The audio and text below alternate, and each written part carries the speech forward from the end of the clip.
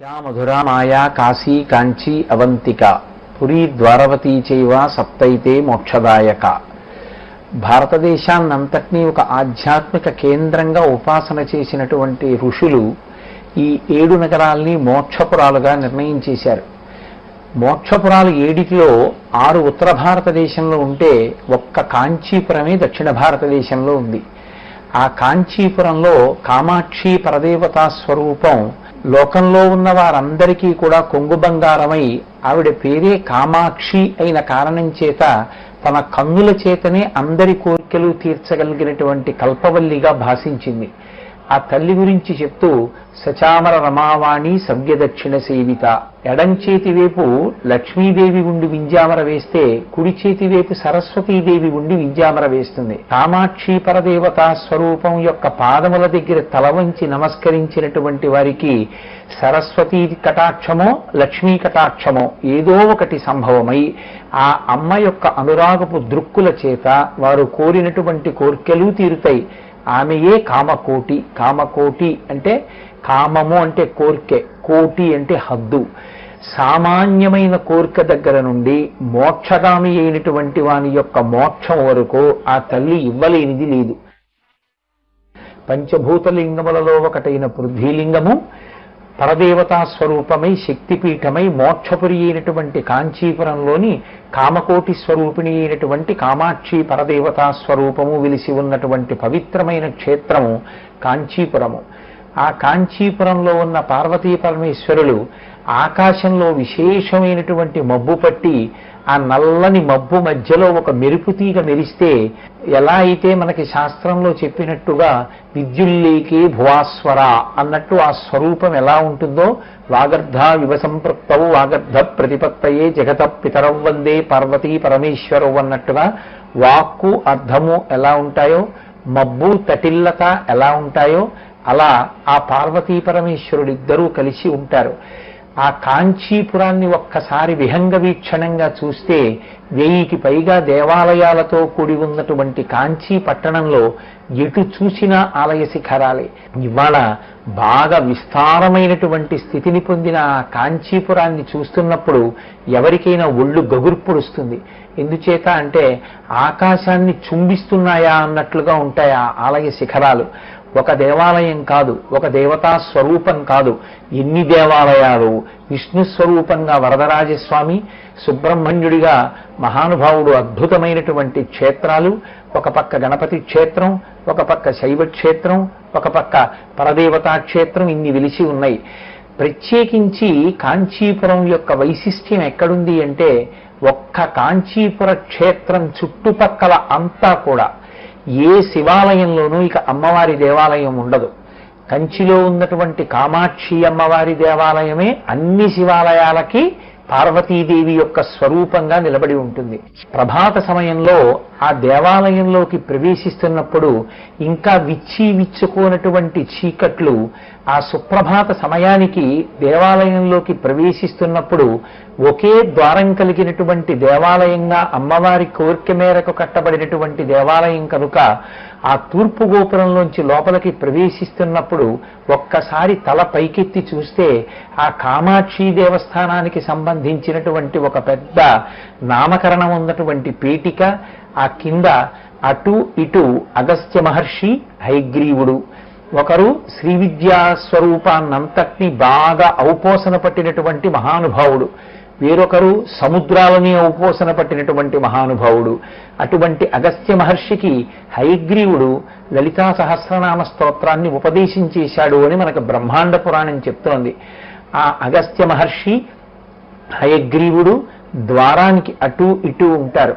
లోపలికి ప్రవేశిస్తూనే ఎడం వైపు చూసినప్పుడు చాలా చిత్రమైనటువంటి భంగిమలో ఈ దేశంలో 4 చెరగులా నడయాడి సన్యాసాశ్రమ స్వీకారం చేసి సనాతన ధర్మం యొక్క వైభవాన్ని ప్రమాణాన్ని మళ్ళీ నిలబెట్టి అద్వైత సిద్ధాంతాన్ని లోకమంతా ప్రచారం చేసినటువంటి శంకర భగవత్పాదాచార్య స్వామి వారి యొక్క స్వరూపం ఆ ఎడం వైపు ఉన్నటువంటి గోడ మీద గోచరిస్తుంది.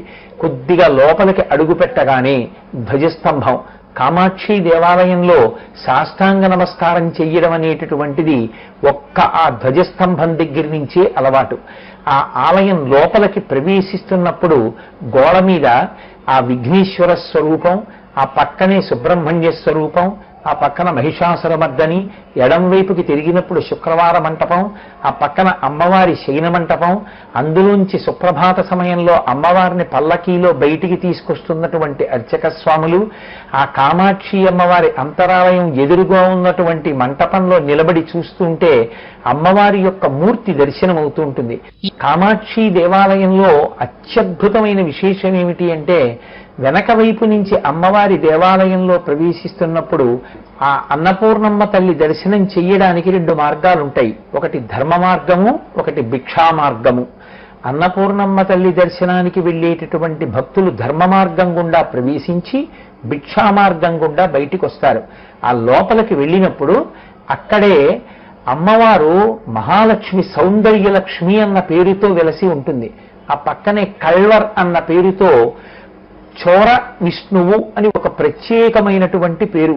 ఒకానొకప్పుడు ఎర్రగా సౌందర్యరాశిగా ఉండేటటువంటి శ్రీ మహాలక్ష్మి ఏదో కించిత్ కినుక కలిగి శ్రీ మహావిష్ణువు వంక చూసి, నువ్వు నల్లని రంగులో ఉన్నవాడివి, నేను ఇంత అందక్తని అన్న భావనతో అతిశయంతో చూస్తే ఆమెకి కలిగినటువంటి అతిశయాన్ని తగ్గించాలనేటటువంటి కోరిక చేత శ్రీ మహావిష్ణువుని సౌందర్యము పోయి నువ్వు విరూపమును పొందెదవుగాక అని శాపవాక్కు విడిచిపెడితే ఆనాడు లక్ష్మీదేవి విరూపమును పొందింది.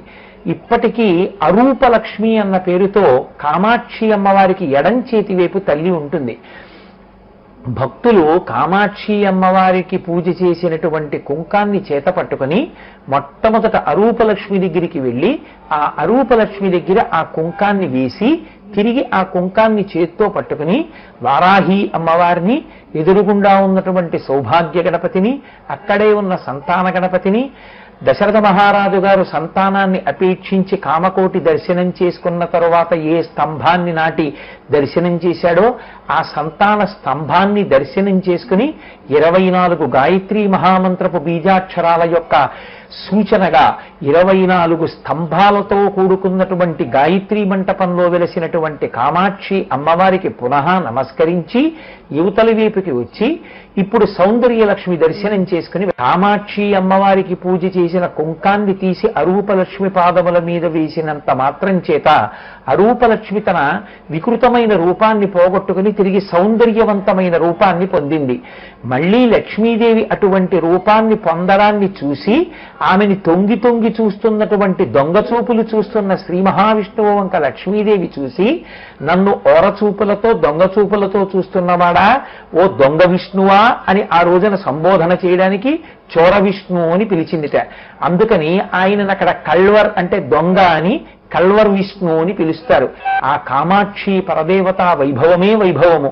ఆ తల్లి యొక్క అనుగ్రహాన్ని పొంది ఎంతమంది తరించిపోయారు.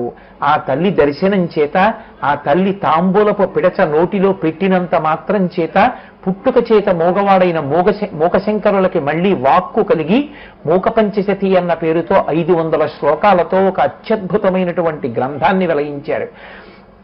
కామాక్షి అమ్మవారిని ఎదురుగుండా ఉన్నటువంటి మంటపంలో నిలబడి దర్శనం చేస్తున్నప్పుడు కుడి చేతి వైపు అమ్మవారి యొక్క ఉత్సవ కామాక్షి మందిరం ఉంటుంది.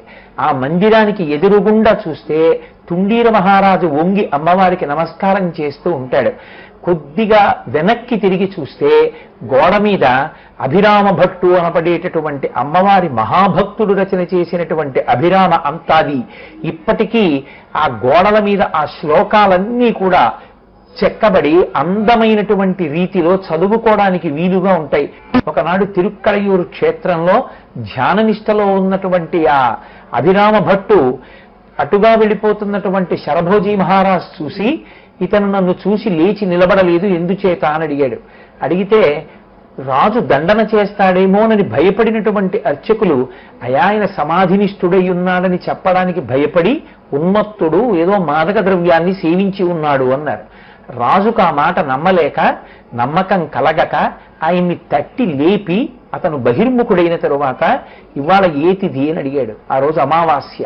ఆయన ధ్యానంలో అమ్మవారి యొక్క నిండు పున్నమి చంద్రబింబం వంటి ముఖాన్ని దర్శనం చేస్తున్న కారణం చేత ఈనాడు పున్నమి అన్నాడు.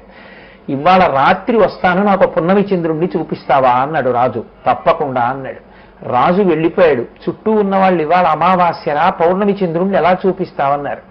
మీ అమ్మవారే చూపిస్తుందని అభిరామ భట్టు అక్కడ కూర్చుని ప్రదోష వేళ దగ్గర నుంచి ఇంకా పరదేవతని అంత్యాది స్తోత్రంతో స్తుతి చేయడం ప్రారంభం చేశాడు. శ్లోకం యొక్క చిట్ట చివర ఏ మాటతో పూర్తవుతుందో ఆ శ్లోకంతో తరువాతి శ్లోకాన్ని ప్రారంభం చేస్తారు. తీరా శరభోజి మహారాజు వచ్చేటప్పటికి అమ్మవారు తన చెవి కుండలాన్ని తీసి ఆకాశంలోకి విసిరింది. అది పూర్ణ చంద్రబింబమై ప్రకాశించింది. అమ్మవారి పరమభక్తుడు కనుక ఆ అభిరామ భట్టు అంటారు ఆయన్ని.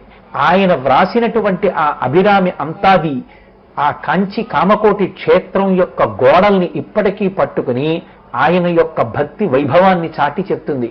వేరొక వైపు చూసినప్పుడు అసలు ఆ కంచి కామకోటి క్షేత్రానికి అంత ప్రసిద్ధి తీసుకొచ్చి అమ్మవారి ఎదురుగుండా ఒక పూల సజ్జ ఎలా ఉంటుందో అటువంటి ఆకృతిలో గొప్ప శ్రీచక్రాన్ని వేశారు శంకర భగవత్పాదులు. ఆ శ్రీచక్రాన్ని వేసి కామకోటి యందు తాను స్వయంగా కాంచి కామకోటి పీఠాన్ని నిర్మాణం చేసి స్థాపించి ఆ పీఠాన్ని అధివసించినటువంటి శంకర భగవత్పాదుల యొక్క గొప్ప పరదేవతా సంబంధమైనటువంటి స్తోత్రమైన సౌందర్యలహరి ఒకవైపు గోడల మీద చిత్రీకరింపబడి ఉంటుంది. పల్లవరాజుల యొక్క అద్భుతమైనటువంటి శిల్పకళా విన్యాసానికి గుర్తుగా ఇప్పటికీ ఆ దేవాలయపు గోడల మీద చూసినప్పుడు అష్టదళ పద్మాలు కనపడుతూ ఉంటాయి. కామకోటి క్షేత్రం యొక్క అద్భుత శంకర భగవత్పాదులే.